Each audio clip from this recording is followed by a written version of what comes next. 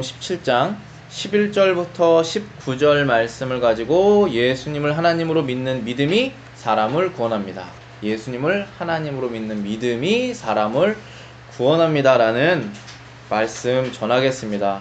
오늘 본문에 보시면은 나병 환자가 나옵니다. 여기 문둥병자라고 나왔는데 이제 다른 말로는 나병 환자, 나환자라고 부르고 또 한센병이라고 부르기도 합니다. 제가 이제 사전을 찾아봤습니다. 나병이 어떤 병인가 찾아봤더니 나병이라는 것은 한센병이라고도 부르는데 만성 감염병이라고 합니다. 않고 계속적으로 감염되는 그런 병인데 처음 감염되었을 때는 아무런 증상이 없다고 그럽니다.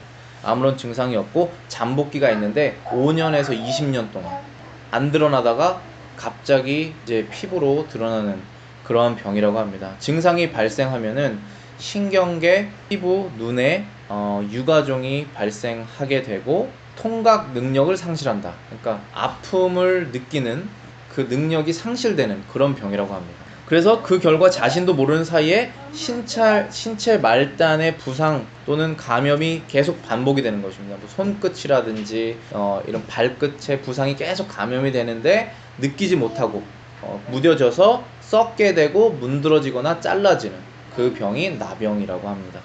나병은 주로 어떻게 전염이 되냐면은 다른 사람으로부터, 나병을 갖고 있는 사람으로부터 접촉을 해서 뭐 콧물이라든지 타액이라든지 이렇게 접촉을 통해서 몸에 흡수되면서 이제 병이 전염된다고 합니다. 그리고 나병은 빈곤 상태에서 영양이 충분하지 않은 상태에서 더 금방 흔하게 발생한다고 합니다. 근데 성경에 보면은 나병이 굉장히 많이 나오죠. 나병이 치유됐다는 것도 많이 나오고, 근데 제가 이 증상에 대해서, 이 병에 대해서 조사를 하다 보니까 이 성경에서 왜 나병이 많이 나왔을까? 나병 이외에 또 많이 나오는 병들이 눈먼 자, 귀 안 들리는 자, 그 다음에 전신마비자, 이런 거 많이 나오죠. 그런데 그 병들을 고치실 때 그 기적을 통해서 예수님께서 고치시는데 항상 고치시는 목적은 그 사람이 건강하게 되는 것은 2차적인 거고, 항상 1차적인 것은 그 능력을 통하여서 이 고친 사람이 하나님과 관계가 있는 사람이다, 하나님의 아들이다 라든지 아니면 구약 성경에서는 하나님의 선지자다라는 것을 알려주기 위해서 그 병을 고치지 않습니까? 그리고 고칠 때도 그 병들이 영적으로 눈이 먼 자, 또 영적으로 귀가 멀은 자, 그 다음에 영적으로 마치 죽은 사람처럼 전신 마비가 된 사람들을 고치시는 그러한 관계성 때문에 그런 병들이 성경에 많이 나오는 것처럼 저는 생각이 듭니다. 근데 이 나병도 아마 그러한 원리에서 사람의 영적인 상태가 이 나병과 어느 정도 일치되는 면이 있기 때문에 있을 거라 생각해서 이 나병이 자주 등장하지 않을까 생각이 듭니다. 근데 오늘 이 조사한 결과 이 특징을 보니까 우리가 가지고 있는 이 죄로 인하여서 사람이 죽음에 이르는 것과 이 나병이 굉장히 닮아 있는 부분이 많이 있습니다. 예를 들면은 나병은 병을 얻게 된 후로 5년에서 20년 동안 잠복기가 있을 때까지는 그 사람이 괜찮은 것 같은데, 그 후에 이제 결과가 드러나면 그때는 이제 사람이 죽게 되는, 죽음에까지 이르는 그런 것처럼 우리의 죄도 처음에는 아주 작은 죄로 들어와서 5년에서 10년, 뭐 길게는 20년 동안, 20년이 굉장히 긴 세월이죠. 그걸 20년 후에 돌아보기 전까지는 그때의 그 죄를 내가 버리지 않아서 지금까지 나의 인생에 이 결과를 가져왔구나 하는 것들이 있을 수 있다는 것입니다. 또한 고통의 능력을 상실하는 병이다라고 하는 것도, 우리가 죄를 얻었을 때 처음에는 이 죄가 싫고 죄에 대해서 저항하지만 죄를 하나를 받아들이면은 그게 너무나 익숙해져서 나중에는 이 죄가 우리 양심을 찌르는 고통, 그게 점점 사라지게 되는 것입니다. 그만큼 무서운 거가 또 없죠. 또한 어떠한 비슷한 점이 있냐 하면은 다른 사람에게 전염된다는 것도 마찬가지입니다. 만약에 제가 어떤 죄를 가지고 어떤 그룹에 들어갔을 때 그 그룹은 정말 금방 무너집니다. 그 죄로 인하여서. 그게 이스라엘의 역사의 반복인데, 아합 왕이 믿음에게 성경책 읽어주다가 발견하는 게 항상 공통점이, 이스라엘은 하나님의 백성으로서 하나님의 법대로 살려고 하는데 외부에서 이방인이 이제 이세벨이라는 왕비가 아합이랑 결혼하면서 조그마한 우상을 하나 갖고 들어오게 됩니다.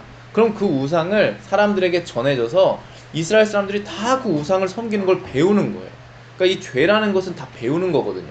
그래서 한 명이 그것을 하면 다른 사람이 그냥 한다는 것입니다. 그래서 이게 전염되는 나병하고 굉장히 비슷하죠. 그래서 우리가 그리스도인으로서 정말 주의해야 되는 것이, 그리스도인으로서 그리스도의 우리가 형상대로 닮아가는 중에 있는데, 저 그리스도인도 저것을 하니까 우리도 해도 된다 라고 비신자들이 배울 수 있기 때문에 우리의 생활을 조절하는 면도 많이 있습니다. 그러니까 그 죄성이 그렇다는 점, 무섭다는 점, 그런 것도 있고, 또 빈곤 상태에 이 병이 전염됨이 잘 되는 것. 우리가 빈곤 상태를 지금 미국에서 많이 겪지는 않겠지만, 먹을 걸 좀 부실하게 바빠서 못 먹었을 때 병을 금방 걸리듯이, 우리가 말씀과 기도의 시간이 바빠서 줄어들 때 있지 않습니까? 그럴 때 죄가 금방 들어오죠. 그러면서 들어와서 계속 잠복하고 있고 우리의 생활을, 패턴을 바꾸게 되고, 그러한 모습이 흡사 우리가 죄로 인하여서 사망까지 이르는 것과 이 나병으로 인하여서 그 몸이 썩어서 문드러져서 몸 자체가 없어지는 그러한 병과 굉장히 유사한. 근데 오늘 예수님께서 이 나병 환자를 10명을 고치셨습니다. 근데 한 명만 다시 예수님께, 11절 말씀해 보시면은 예수님께서 예루살렘으로 가실 때에 사마리아와 갈릴리 사이로 지나가셨다 그랬습니다. 사마리아라는 지역이 있고 갈릴리라는 지역이 있습니다. 그런데 그 사이로 예수님께서 가셨다라고 하는 것입니다. 사마리아라는 지역은 아주 특별한 지역입니다. 성경에 굉장히 자주 나오죠. 사마리아라는 지역과 사마리아 사람에 대해서.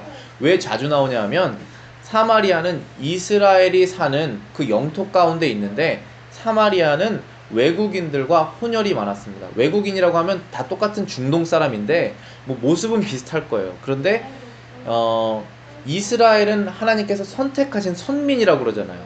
그래서 이 조그만 구름만 이 십계명대로, 구약 성경대로 살고 있는 거예요. 근데 그 주변의 모든 사람들은 다 하나님이 없는 삶이죠.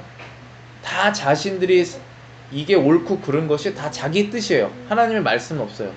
그 중에 아수르도 있고 바벨론도 있고 그렇게 다 있습니다. 그런데 아수르라는 나라가 북이스라엘을 쳐서 북이스라엘이 망하게 됩니다.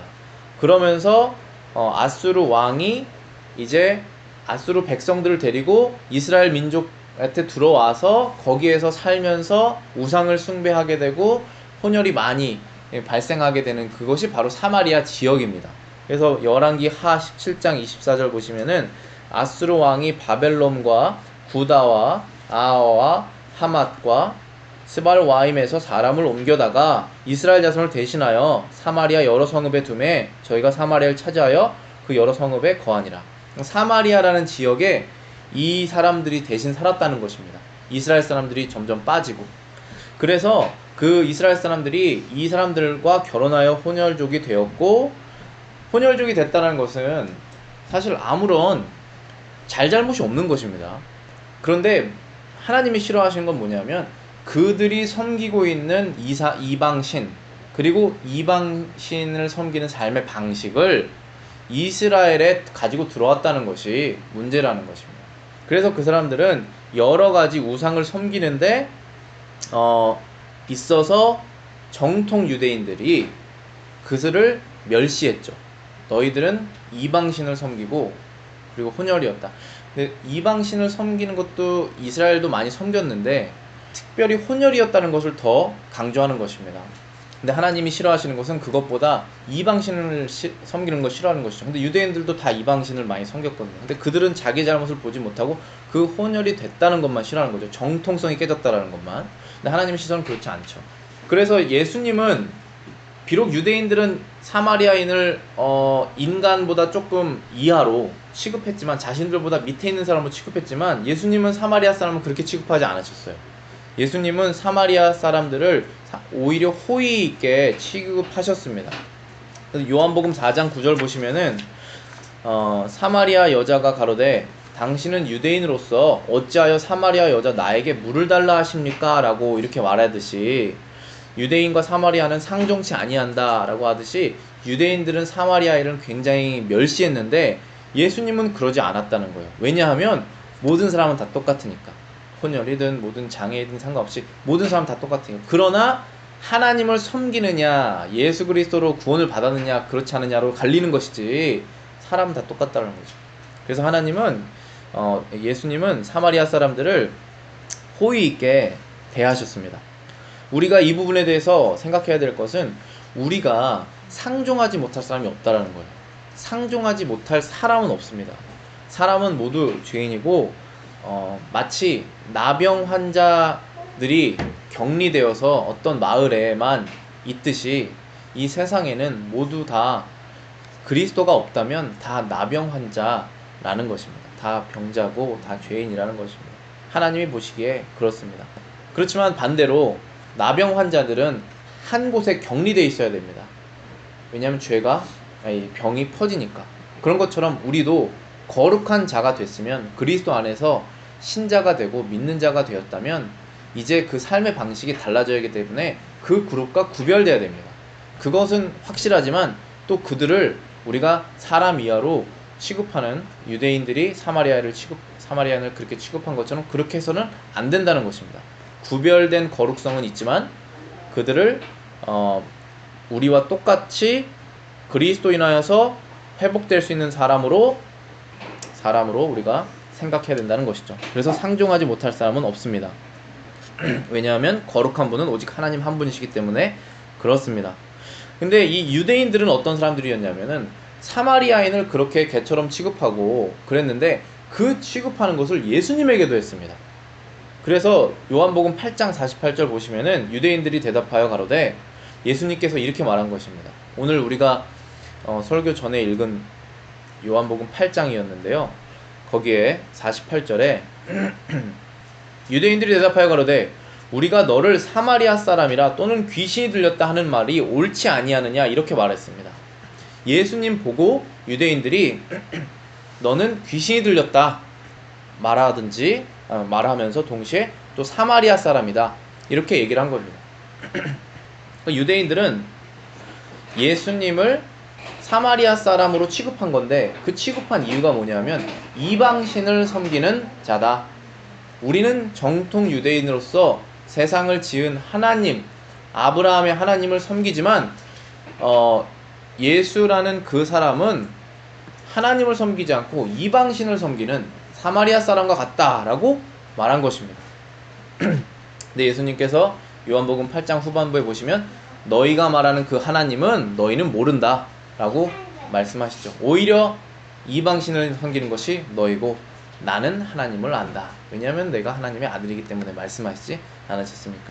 그래서 유대인들은 예수님을 거짓 선지자, 이방신을 섬기는 자로 취급했다라는 것입니다. 13절에 보시면은 12절에 보시면은 한 촌에 예수님께서 들어가시니 거기에 사마리아 사람과 유대인들이 섞여서 살고 있었습니다. 문둥병자 10명이 예수님을 만나서 소리친 거죠. 소리 높여 가로되 예수 선생님이여 우리를 긍휼히 여기소서 라고 소리를 쳤습니다. 자, 여기서 예수님을 선생님이라고 불렀죠. 선생님이라는 것은 예수님을 지금 하나님의 아들로 보고 있지는 않다라는 것입니다. 선생님이라는 것은 좋은 것을 가르쳐 주시는 분 정도로 볼 수 있습니다. 어떠한 기적을 우리에게 행하실 수 있을까라는 기대감으로 예수님을 불렀던 것입니다. 그래서 긍휼히 여기소서라는 것이 우리의 병을 고쳐주소서라고 예수님을 부른 것입니다. 이것은 참 신앙으로서의 부르짖음은 아닐 것입니다. 그러니까 우리가 신앙이다 라고 하면은 구원받을 수 있는 신앙이라는 말을 많이 씁니다. 그 신앙으로 그 사람이 구원을 받을 수 있는지. 오늘 우리 말씀의 제목도 예수님을 하나님으로 믿는 신앙, 예수님을 하나님으로 믿는 믿음이라고 제가 제목을 붙인 것도 이 믿음이라는 것이 모든 사람들이 나는 믿음이 있다, I have faith 이렇게 얘기를 하지만 그 믿음이 과연 그 사람을 구원으로, 살베이션으로 이끄는 믿음인지 아닌지는 우리가 얘기를 해보고 그 간증을 통하여서 그 믿음이 무엇인지를 통하여서 알 수 있게 된다는 것입니다. 그런데 사람을 구원하는 믿음이라는 것은 예수님을 하나님의 아들, 구원자, 나의 죄의 구원자로 믿는 그 믿음이 사람을 구원한다는 것입니다. 근데 이 10명의 문둥병자는 그러한 믿음은 없었습니다. 그래서 예수님을 선생님이라고 했고, 간구했던 내용은 병을 고쳐달라는 내용이었습니다. 이러한 마음은 세상 모든 사람에게 있습니다.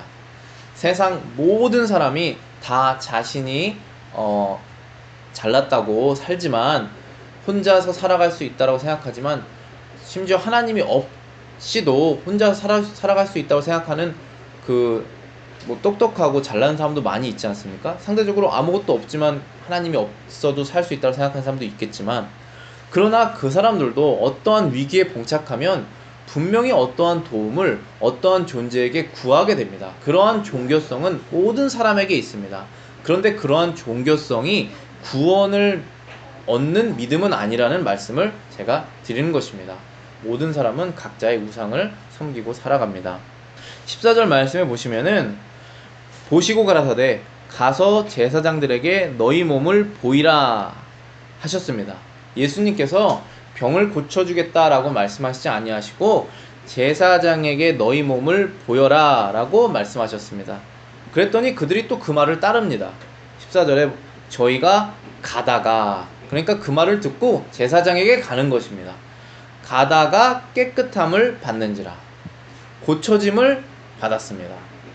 그런데 왜 지금 이 사람들을 제사장에게 가라고 예수님께서 말씀하셨냐 하면, 그것이 유대법입니다.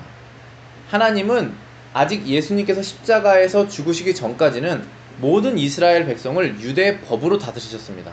그리고 그 이후에는 유대법이 사라지고 예수님의 법만 존재하는 것이죠. 다 유대법도 결국은 예수님 법 안에 이렇게 포함되어 있는 것이지만, 이때는 특별히 신약 성경을 우리가 읽지만 아직 예수님이 죽으시기 전이니까 구약이라는 생각으로 우리가 이해를 해야 됩니다. 이 사람들이 제사장에게 가야 되는 이유는 그 병이 고쳐지면 번제를 드려야 됩니다. 그 병이 죄는 아니지만 마치 죄처럼 취급했습니다. 구약 성경에서는. 그래서 병이 났으면, 이제 병이 났으니 그 병이 깨끗해졌다라는 감사하는 마음으로 번제를 드려야 되는 것이 유대 법이었습니다. 그래서 제가 그 부분을 레위기서를 찾아봤습니다. 13장 43절부터 46절입니다. 제사장은 그를 진찰할지니, 여기서 그는 나병이 걸린 사람을 말합니다. 그 대머리에나 이마 대머리에 돋은 색점이 희고 불구스름하여 피부에 발생한 나병과 같으면 이는 나병 환자라 부정하니, 제사장이 그를 확실히 부정하다고 할 것은 그 환부가 그 머리에 있음이니라. 나병 환자는 옷을 찢고 머리를 풀며 윗입술을 가리고 외치기를 부정하다 부정하다 할 것이요, 병 있는 날 동안은 늘 부정한 것이라. 그가 부정한즉 혼자 살되 진영 밖에서 살지니라. 나병이 걸리면 제사장이 판단을 해서 진영 밖으로 나가서 살게 하는 것입니다. 병이 옮겨지지 않을 수 있도록.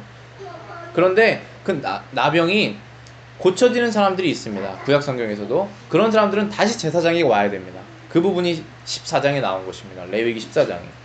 여호와께서 모세에게 말씀하여 이르시되, 나병 환자가 정결하게 되는 날의 규례는 이러하니, 곧 그 사람을 제사장에게 데려갈 것이요, 제사장은 진영에서 나가 진찰할지니, 그 환자에게 있던 나병 환부가 나았으면 제사장은 그 정결함을 받은 자를 위하여 명령하여 살아있는 정결한 새 2마리와 백양목과 홍색 실과 우슬초를 가져오게 하고, 제사장은 또 명령하여 그 새 하나는 흐르는 물 위에 질그릇 안에서 잡게 하고 라고 되어 있습니다.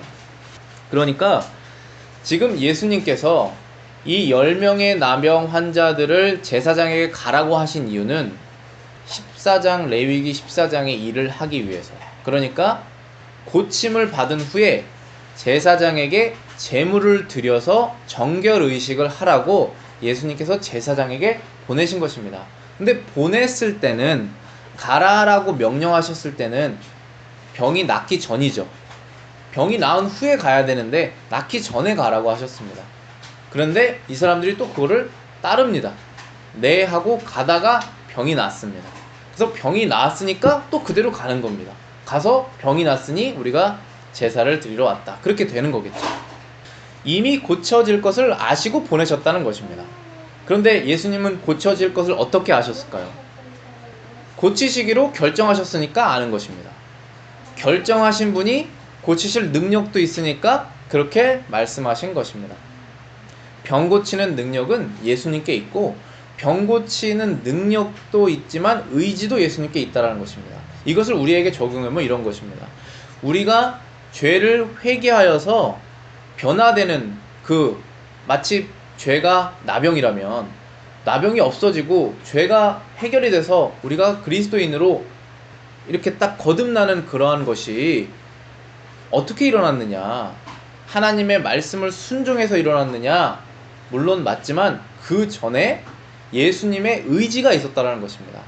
그 사람의 병을 낫게 하겠다라고 하는 예수님의 의지가 있어야 그 사람이 병을 낫게 되는 것입니다. 그리고 우리도 인생을 살아가다가 이제 나의 자녀를 부를 때가 됐다 해서 이름을 부를 때, 우리를 구원하시고자 하는 하나님의 의지가 있을 때 우리가 구원을 받게 되는 것입니다. 그리고 우리는 그 구원받은 자로서 이제 살아가게 되는 것이죠. 하나님의 의지가 먼저이고 우리의 순종이 그 후에 따르게 됩니다. 예수님께서도 여기서 지금 말씀하시기를 가라, 내가 고칠 의지가 있으니 가라 라고 말씀하셨고 이 사람들은 그것을 따르고 갔습니다.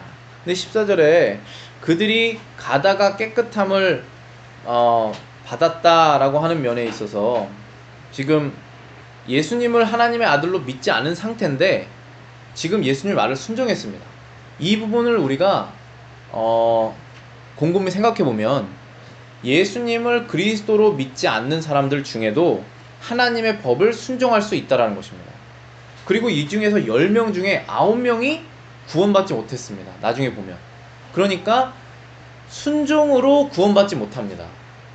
예수님의 의지로 구원받는 것입니다. 그리고 구원받은 자가 순종하게 됩니다.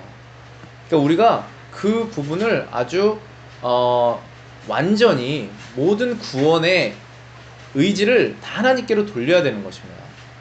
15절에 보시면은 그 중에 하나가 자기의 낳은 것을 보고 큰 소리로 하나님께 영광을 돌리며 돌아왔다 라고 했습니다. 10명 중에 딱 한 명만 자기 낳은 것을 봤습니다. 근데 다 봤겠죠. 자기 낳은 것을 10명 다. 근데 한 명만 그걸 보고 큰 소리로 하나님께 영광을 돌렸습니다. 나머지 9명은 하나님께 영광을 돌리지 않았습니다.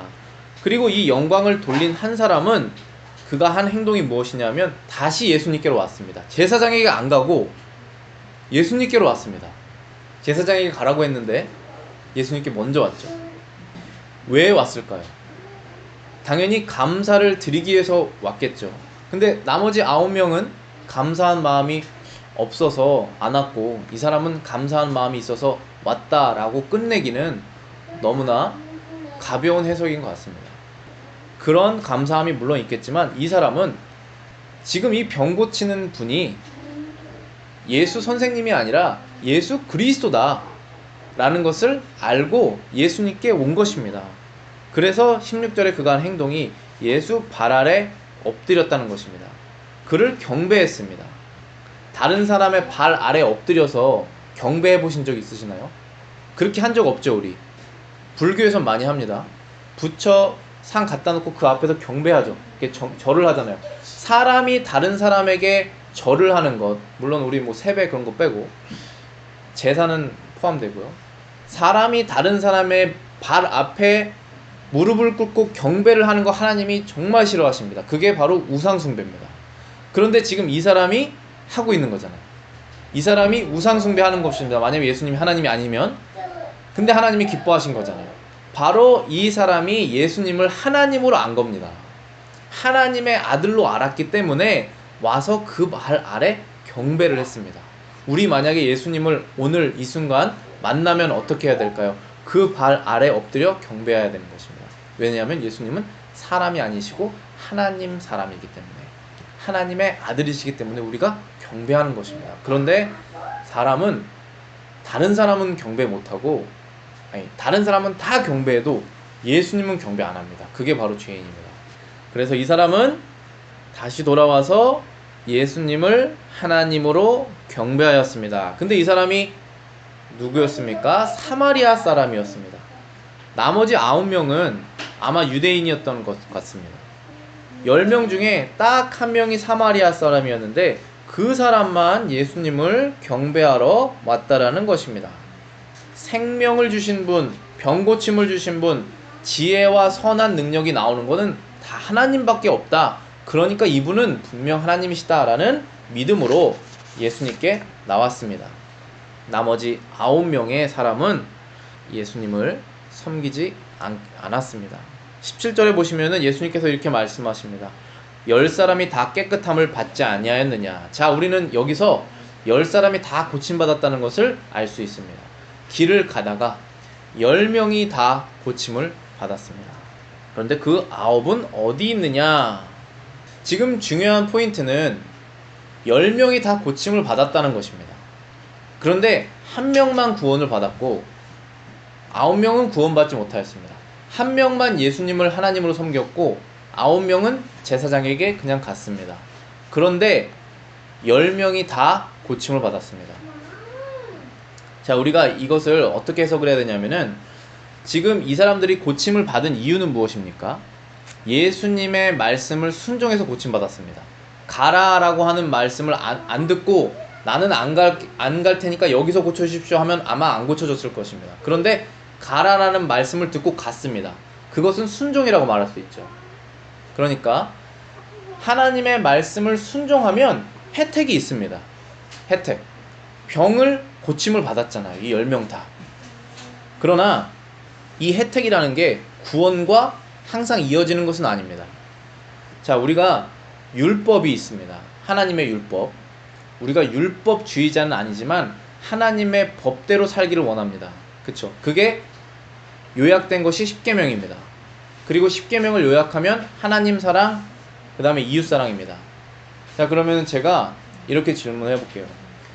이 10계명이 그리스도인에게 주어진 계명입니까? 아니면은 전 세계 모든 인류에게 주어진 계명입니까? 전 세계 모든 인류에게 주어진 계명입니다. 사람이 죽음 후에 하나님 앞에서 심판을 받게 되는데 예수님을 믿는 사람은 심판에서 면하였다라고 말씀하셨지만 예수님을 믿지 않는 사람은 하나님의 심판대에 다 서게 될 것이라고 말씀하셨습니다. 근데 그 기준이 무엇입니까? 한 번도 듣지 못한 법으로 기준을 하면 하나님이 정의로운 분이 아니시죠. 모든 사람이 알고 있는 법으로 하나님께서 심판을 하셔야 되는 것입니다. 그게 바로 10계명입니다. 10계명을 거스르는 사람은 10계명이 선이 아니다, 정의롭지 않다라고 말할 수 있는 사람은 아무도 없습니다. 10계명은 모든 인류가 기본적인 양심으로 지켜야 되는 법입니다. 1번부터 4계명은 하나님과 직결되는 것이기 때문에 하나님을 섬기지 않으면 절대로 지킬 수 없는 법이지만 나머지 6계명, 내 부모를 공경하라, 살인하지 말라, 간음하지 말라, 도적질하지 말라, 거짓 증거하지 말라, 탐내지 말라. 이 계명은 모든 사람의 양심에 기본적으로 새겨져 있는 법입니다. 그래서 10계명은 모든 사람에게 주어진 계명인데 이 말씀을 드리는 이유는 이 계명을 지키면 복이 있다라는 것입니다. 이 계명을 순종하면 사람을 죽이는 것 대신에 살리고 도적질하는 것 대신에 도와주고 탐내는 것 대신에 그 사람을 더 세워주고 간음하는 것 대신에 가정을 지키고 그런 것 하면 혜택이 있습니다. 그걸 쉬운 말로는 복이라고 말할 수 있죠. 그런데 그 복이 구원과 연결되는 것은 항상은 아니라는 말씀을 드리는 것입니다. 이 사람들도 지금 예수님의 말씀을 듣고 순종했습니다. 마치 10계명을 순종한 것처럼. 그래서 혜택을 얻었습니다. 혜택은 무엇이냐? 나병이 나와버렸습니다. 그런 것처럼 하나님의 법을 사람이 지키면 자신의 죄의 문제가 어느 정도는 해결이 됩니다. 그러나 그게 사람이 구원받을 만한 믿음은 아니라는 것입니다. 그것을 우리가 잘 구별을 해야 됩니다. 자신의 유익을 위해서 순종한 것일 뿐 하나님의 영광을 돌리기 위해서 한 것은 아니라는 것입니다. 그렇죠. 예수님의 가라라는 명령을 듣고 갔던 그 사람들은 하나님의 영광과는 상관없이 자신의 문제 해결만을 위해서 그 말씀을 순종했습니다. 그리고 혜택을 얻었습니다. 그러나 그들은 구원받지 못했습니다. 이 부분을 우리가 확실히 짚고 넘어가야 됩니다. 그래서 18절 말씀에는 예수님께서 이방인 외에는 하나님께 영광을 돌리러 돌아온 자가 없느냐라고 말씀하셨습니다. 하나님께서 구약에 선택하신 그 이스라엘 정통 백성은 안 돌아오고 어떻게 이방인 한 명만 돌아왔느냐라고 말씀하신 것입니다. 이 사람은 왜 돌아왔을까요? 구원받을 자격이 없다라고 생각했으니까 돌아온 것입니다. 구원받을 자격이 있다라고 생각하면 하나님께 영광 안 돌립니다. 그런데 자격이 없다라고 생각하면 영광을 돌립니다. 이스라엘 백성, 정통 백성은 혼혈도 되지 않고 하나님의 율법을 체계적으로 지켰다고 생각하는 사람은 하나님께 영광을 안 돌리는 것입니다. 받을 자격이 있다고 생각하니까. 그런데 자격이 없다라고 생각하는 사람은 감사를 돌리는 것입니다. 우리가 다 이 사마리아 사람과 똑같은 것입니다. 자격이 없는데 구원을 받았기 때문에 하나님께 영광을 돌립니다. 자격이 있다라고 생각한 사람은 절대로 영광 돌리지 못하고 자신의 유익을 위해서 법을 지키기는 할 겁니다. 그러나 하나님께 영광을 돌리진 못합니다. 우리의 믿음을 이 말씀으로 비춰 보아야 할 것입니다.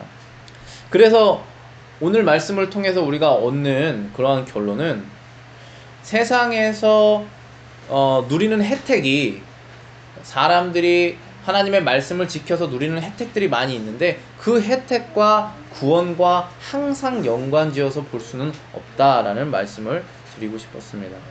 마지막에 19절에 예수님께서 그에게 이르시되 일어나 가라 내 믿음이 너를 구원하였느니라 말고 말씀하셨습니다. 그 사람의 믿음, 예수님을 하나님의 아들로 믿었던 그 믿음으로 구원을 받아서 영원한 생명을 얻은 것입니다. 그래서 그 사람은 영원한 생명을 얻어서 너무나 감사한 마음으로 예수님에게 찾아가서 발에 엎드려서 경배를 하였습니다. 근데 예수님께서 뭐라고 그러셨습니까? 근데 계속 발을 엎드려서 경배하고 있어라고 말씀하시지 않고 일어나서 가라라고 말씀하셨습니다. 근데 지금 이 가라는 게 물론 제사장에게 다시 돌아가서 그 계명을 지켜서 하나님께 영광을 돌려라 라고 하는 말씀일 수도 있습니다. 그리고 또 더 나아가서는 이제는 영원한 생명을 얻었으니 나병을 이제 고침을 받았으니 나병 환자가 아닌 정상인으로 살아가라 라고 말씀하신 것입니다. 예수님은 항상 우리에게 그렇게 말씀하십니다. 너가 이제 구원을 받았느냐? 죄의 구렁텅이에서 나왔느냐? 그럼 이제 죄에 빠져 살지 말고 정상적인 삶을 살아라. 거룩한 삶을 살아라. 하나님이 창조하신 그 모습대로 살아라 라고 말씀하신 것입니다. 오늘 우리에게 하시는 말씀이 이렇다고 믿습니다. 베드로전서 4장 1절 2절에는 그리스도께서 이미 육체의 고난을 받으셨으니 너희도 같은 마음으로 갑옷을 삼아라. 이는 육체의 고난을 받은 자가 죄를 그쳤음이니 그 후로는 다시 사람의 정욕을 따르지 않고 하나님의 뜻을 따라 육체의 남은 때를 살게 하려 함이니라. 우리가 육체의 남은 때가 있습니다. 그 때에 이제는 정욕대로 살지 않고 하나님의 말씀을 지키며 하나님의 뜻을 따라 하나님의 영광을 위해서 사는 저와 여러분 되시기를 바라겠습니다. 기도하시겠습니다.